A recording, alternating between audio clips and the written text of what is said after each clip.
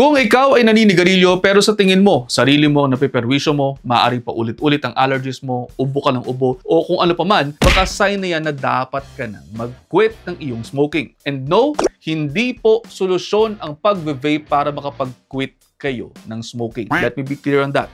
Hindi vape ang solusyon para makapag-quit kayo ng smoking. Hindi po magandang alternative kailanman ang pag-vape sa smoking dahil ganoon din napakaraming chemical na po pwedeng makapaminsala sa katawan ninyo. Para makapag-quit kayo ng smoking, siguraduhin sa inyong mga sarili na gusto na ninyong mag-quit. Pwedeng magpatulong sa inyong mga doktor para guided po kayo sa inyong mga gagawin. Kasama dyan, tanggalin sa inyong mga tahanan ang mga paraphernalias para sa smoking.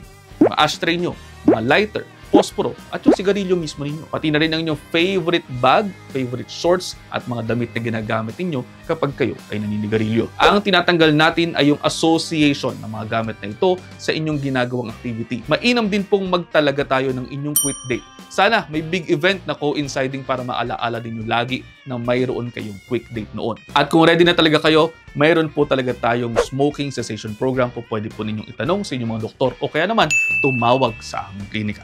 At ayun, almost 1 minute na to. I hope you're all 1 minute wiser. Pakipusuan kung natutunan. See you next time. Ingat.